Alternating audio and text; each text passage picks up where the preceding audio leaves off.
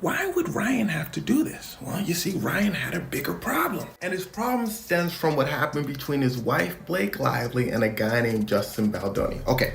Well, he also just, I know we won't belabor the creative part of it, but too long, but he also unlocked the biggest thing in the, remember he sent us a 10-minute voice memo. It was more like 17 minutes. Which is a terrifying thing to get from anyone. You're like, The dazzling spectacle of Hollywood, often perceived as a realm of flawless beauty and unwavering success, is suddenly revealing its fragile underbelly. For years, Blake Lively and Ryan Reynolds stood as the epitome of celebrity couple goals, radiating charm, achieving professional heights, and seemingly untouched by the scandals that plague lesser stars. Their image was meticulously crafted, a beacon of aspirational normalcy in an often chaotic world. But now, the carefully constructed edifice is showing pronounced fissures, hairline cracks widening into chasms. Whispers of discord, once easily dismissed, have escalated into a deafening chorus of accusations, formal legal proceedings, and a full-fledged scandal threatening to dismantle not just their carefully managed careers, but the very foundations of their public identities. And at the epicenter of this unfolding drama, a seemingly innocuous movie set, a figure named Justin Baldoni, who was once a collaborator, and a complex web of allegations so intricate and unexpected that it has left Hollywood and the world reeling. This is not mere celebrity tittle-tattle. This is a Hollywood implosion of epic proportions, promising significant and lasting repercussions for all involved.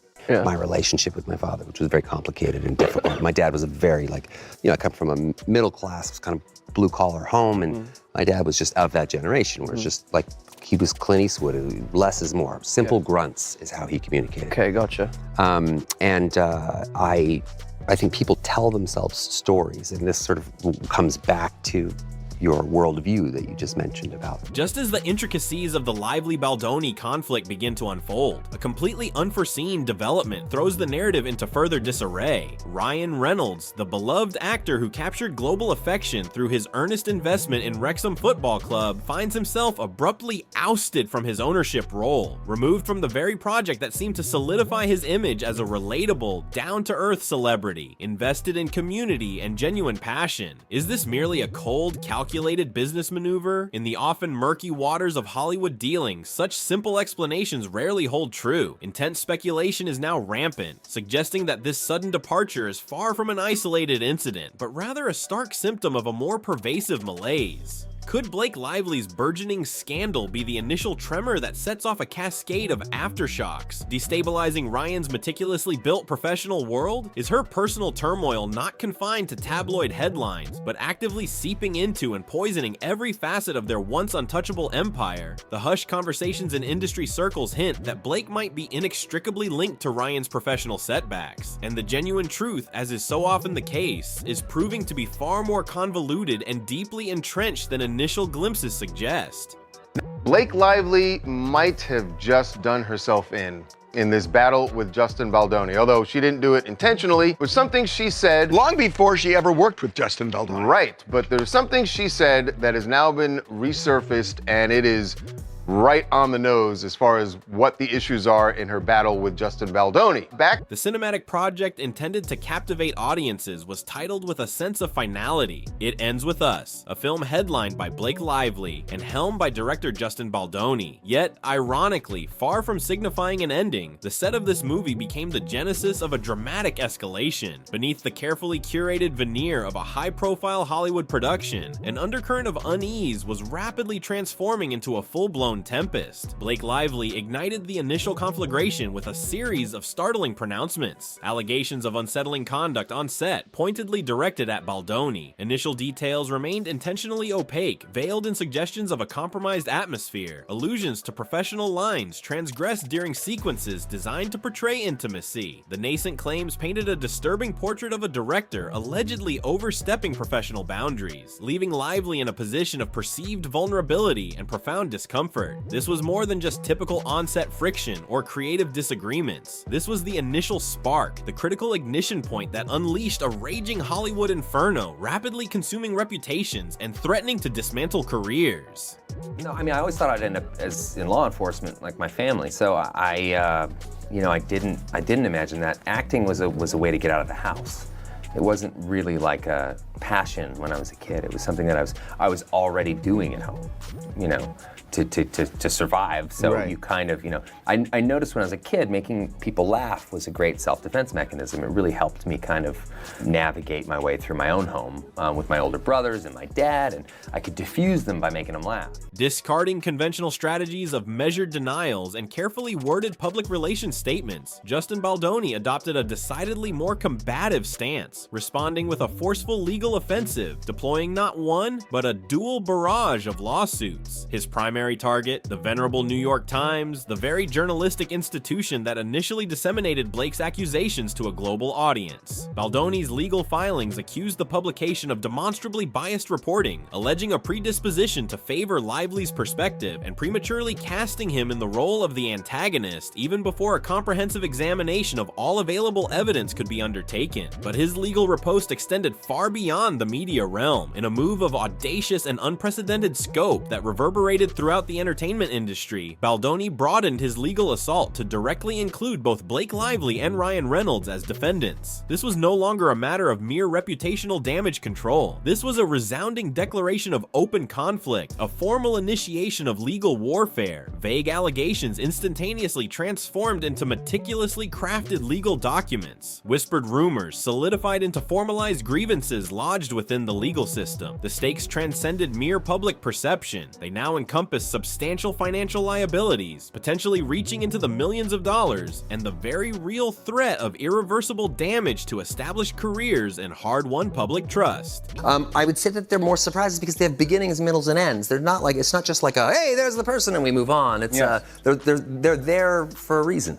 Yeah. Yeah. And you said it just earlier, but I wanted to go back on that. You think that this might be the greatest the film that you've... I mean, look, most of the time when the movie is this much fun to make, you up bad. In this contemporary era defined by the omnipresence of digital footprints and readily retrievable electronic records, the central arena of conflict shifted decisively to the realm of text message exchanges. Blake's public relations apparatus strategically disseminated a selection of text messages purportedly illustrating a calculated and concerted effort to tarnish her reputation, allegedly orchestrated by Baldoni and his associated team. A particularly jarring message, "Could Blake Lively be cancelled?" was highlighted as evidence of malicious intent. However, Baldoni's legal team countered with equal force, contending that these very same messages had been selectively edited, deliberately extracted from their original context, and even digitally altered, purportedly stripped of vital nuances such as emojis that, they argued, would fundamentally alter the intended meaning and tone of the communications. Furthermore, they unveiled their own cache of leaked internal communications, revealing their expressed anxieties regarding Lively's publicists actively constructing an overwhelmingly positive media narrative in her favor, potentially preempting any balanced assessment of the situation. Suddenly, the core dispute extended beyond the confines of alleged on-set misconduct, evolving into a complex debate regarding the post-event manipulation of information and the calculated construction of competing public narratives. It transformed into a protracted digital duel, a high-stakes contest for public validation fought through carefully curated lines of text, strategically omitted emojis,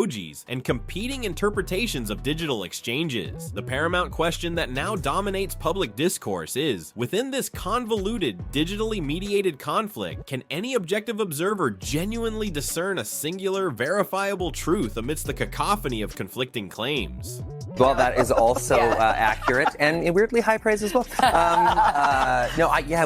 It was just one of those. It felt like a live-action Pixar movie. It was something that, I wanted to do something where nobody was being stabbed in the face. Yes. There was almost no blood at all. I think I got a little paper cut on the movie. That was about it. And something that my kids can watch, but also as a parent, too, you want the parents need to get punched right in the heart as well. The set of It Ends With Us transcended its intended function as a mere filming location. It allegedly transformed into a contested territory, an active battleground for the assertion of creative dominance. Emerging accounts suggest that Blake Lively's ambitions extended considerably beyond the conventional role of an actor. She reportedly sought to actively reshape the narrative fabric of the film itself, pushing for the prerogative to rewrite pivotal scenes, to fundamentally alter the script's trajectory. an extraordinary level of influence rarely, if ever, granted to performers, particularly not to the degree she purportedly demanded. Justin Baldoni, seemingly motivated by a desire to foster a collaborative environment and maintain amicable on-set relations, reportedly acquiesced to these unprecedented requests. However, the extent of creative intrusion did not cease there. Intriguing whispers suggest that Ryan Reynolds, operating discreetly behind the scenes, also became enmeshed in this creative revisionism, clandestinely assisting in the redrafting of substantial portions of the screenplay. Even Taylor Swift's formidable influence allegedly entered the equation, with claims that Lively openly boasted of endorsements from both Reynolds and Swift regarding her rewritten scenes, strategically leveraging their combined celebrity capital to solidify her artistic vision and sway production decisions. The film set became a stage for intricate power dynamics, a case study in the strategic deployment of celebrity clout, blurring the conventional boundaries between genuine artistic collaboration and potentially coercive manipulation. This was no longer solely about the pragmatic process of filmmaking. It evolved into a contest of hierarchical control, a struggle to determine who ultimately held the reins of creative authority and who possessed the leverage to enforce their artistic will.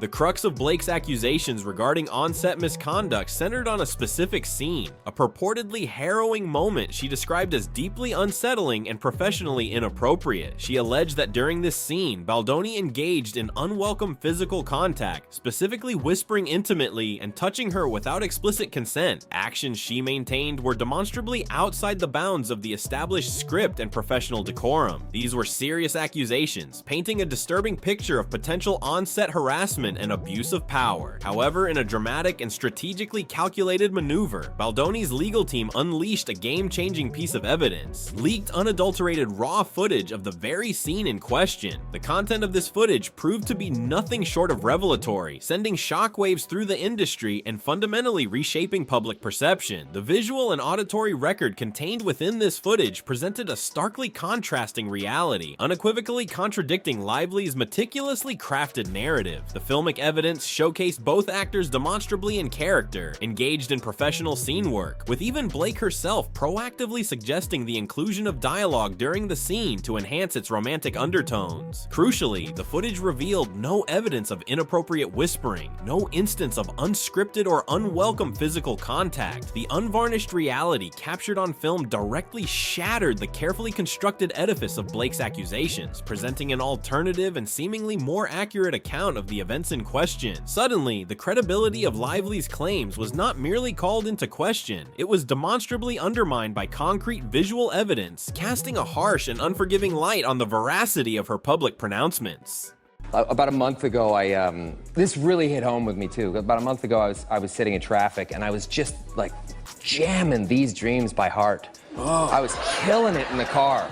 And there was just this busload of high school kids that were parked right beside me. I didn't even realize. I looked over and every one of their jaws were just on the ground, laughing their friggin' guts out at me. Taylor Swift, a figure synonymous with unwavering loyalty and highly publicized celebrity friendships, has become conspicuously absent from Blake's immediate orbit as this multifaceted drama continues to unfold. The annual Super Bowl invitation, traditionally a guaranteed fixture for Blake within Swift's inner circle, was conspicuously and perhaps pointedly not extended this year, a subtle yet potentially significant social cold shoulder. Industry insiders and keen observers are now actively speculating about a deliberate distancing strategy. Whispers circulate suggesting that Swift is growing increasingly uneasy and strategically withdrawing from direct association with Lively amidst the escalating legal entanglements, particularly following Baldoni's lawsuit explicitly naming Swift and alleging Lively's calculated manipulation of Swift's influence to undermine his film project. Rumors further indicate that Swift harbors a growing sense of resentment regarding Lively's public invocation of her name as one of her dragons, perceiving this as a manipulative appropriation of her persona and influence for Lively's personal gain. The meticulously cultivated public image of unwavering female solidarity and unbreakable celebrity alliances is demonstrably showing signs of disintegration, revealing previously concealed fault lines and cracks within the carefully constructed facade of Hollywood camaraderie. Is Swift strategically separating herself to safeguard her own meticulously curated empire and protect her brand from collateral damage? Or is she genuinely grappling with doubts regarding the veracity of Blake's narrative, perhaps realizing she has inadvertently become entangled in the crossfire of someone else's deeply personal and potentially self-inflicted crisis? While Blake's legal battles and public relations crises dominate headlines, Ryan Reynolds is navigating a distinct yet equally precarious set of professional challenges, albeit on a dramatically different stage: the fiercely competitive world of professional football. Persistent rumors are now circulating with increasing intensity that Reynolds is actively considering a significant acquisition, taking ownership of Vancouver Whitecaps, a prominent Major League Soccer (MLS) team. This potential venture carries the inherent risk of diverting both his financial resources and his concentrated attention away from his existing commitment to Wrexham AFC. Wrexham's devoted fan base is reacting with palpable unease and growing apprehension, voicing concerns that Reynolds' dedication to their club may be wavering, that the unique spark and transformative energy he initially brought to the Welsh team might begin to diminish. Is Ryan's focus becoming dangerously fragmented, stretched too thin across multiple high-stakes ventures? Is the cumulative stress stemming from Blake's escalating scandal, the potential for protracted legal battles, and the relentless glare of public scrutiny beginning to exert a tangible impact on his professional decision-making? Some industry observers speculate that the mounting pressure is becoming unsustainable, that the once seemingly effortless ability to juggle the multifaceted demands of Hollywood stardom, demanding family life, and high-profile football club ownership is now demonstrably faltering under the overwhelming weight of deeply personal and publicly exposed domestic drama. Is Ryan perhaps seeking a form of professional escape, a new and absorbing project to provide a temporary reprieve from the intensifying storm at home? Or is this potential shift in focus a more profound indication that even the seemingly most resilient relationships can begin to fracture and buckle under conditions of immense and sustained pressure? Beyond the formal legal battles and the intricate web of Hollywood relationships, another powerful force is shaping the trajectory of this unfolding drama: public opinion, amplified and weaponized by the relentless engine of social media. The initial wave of sympathy that may have leaned towards Blake Lively following her initial accusations has demonstrably shifted, replaced by a groundswell of skepticism and, in some quarters, outright condemnation. The leaked footage in particular acted as a potent catalyst, igniting a firestorm of online commentary and transforming the narrative in real time. Social media platforms have become battlegrounds for competing narratives, with hashtags both supporting and denouncing Lively trending globally. Comment sections are flooded with impassioned opinions, dissecting every detail of the scandal, scrutinizing past interviews, and re-examining Lively's public persona with a newly critical eye. The America's sweetheart image, once seemingly Teflon-coated, is now facing a barrage of online attacks, with accusations of manipulation, insincerity, and even outright fabrication dominating online discourse. This digital backlash is not merely fleeting online noise. It represents a tangible shift in public perception, potentially inflicting lasting damage on Lively's carefully cultivated brand. Brands that once clamored for her endorsement may now hesitate. Film studios could reassess casting decisions, and the very foundation of her celebrity appeal is being eroded by the corrosive power of public disapproval, fueled and amplified by the instantaneous and unforgiving nature of the digital sphere. The social media storm rages on, an unpredictable and volatile element adding further complexity to an already convoluted Hollywood crisis. Looking beyond the immediate public relations fallout and the swirling social media maelstrom, the most significant and potentially transformative phase of this Hollywood drama looms on the horizon: the courtroom. While much of the conflict has played out in the court of public opinion, the formal legal proceedings initiated by Justin Baldoni promise a more structured, albeit equally unpredictable, arena for the resolution of these deeply contentious claims. The prospect of a protracted legal battle raises the stakes exponentially for all involved. Millions of dollars are on the line, but perhaps even more critically, so too are reputations, legacies, and the future trajectory of careers. The legal strategies being meticulously crafted by both sides remain largely concealed, but speculation is rife regarding potential lines of attack and defense. Will Baldoni's legal team team aggressively pursue defamation charges, leveraging the leaked footage and text message inconsistencies to portray Lively as intentionally malicious. Will Lively's defense attempt to discredit the footage, argue misinterpretation, or pivot to other lines of defense not yet publicly revealed? Furthermore, the tantalizing possibility of high-profile witnesses being called to testify adds another layer of intrigue. Could Ryan Reynolds and Taylor Swift be compelled to take the stand, potentially forced to publicly align themselves and offer sworn testimony that could decisively sway the outcome of the case?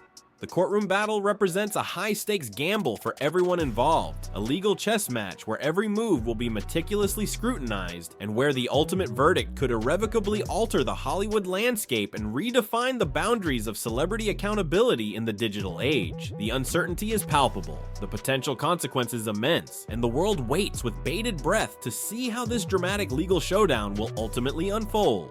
From deeply troubling accusations of on-set harassment to the sudden emergence of contradictory footage, from strategically manipulated text message exchanges to the palpable fracturing of high-profile friendships, and encompassing a cascade of interwoven professional and personal crises, the unfolding saga of Blake Lively and Ryan Reynolds is rapidly evolving into a real-time Hollywood epic, mirroring the dramatic intensity of a blockbuster film, yet unfolding with devastatingly real-world consequences. The meticulously constructed public image of a flawless, aspirational Hollywood couple is now demonstrably in tatters, revealing the inherent fragility beneath the surface gloss. Formal legal battles are actively escalating, reputations painstakingly built over years are now hanging precariously in the balance, and the elusive truth remains stubbornly obscured, buried beneath layers of strategic public relations spin, carefully crafted accusations, and fiercely defended counter-narratives. Is this the definitive moment marking the irreversible demise of the idealized facade of Hollywood perfection, at least for the Reynolds family? Will Blake ultimately manage to salvage her now compromised public reputation and career trajectory? Will Justin Baldoni resolutely pursue his substantial $400 million legal claim to its ultimate conclusion? And how will Ryan and indeed Taylor Swift navigate the treacherous and unpredictable terrain of this unfolding storm should they be formally drawn into the courtroom proceedings? The intricate drama is demonstrably far from reaching its denouement, with numerous unresolved threads and unpredictable twists still to come. What are your informed predictions for the next dramatic developments in this unfolding Hollywood spectacle? Share your insightful thoughts and speculative analyses in the comments section below, and ensure you remain connected for future updates on this rapidly evolving and highly captivating Hollywood scandal by clicking the like button and subscribing to our channel.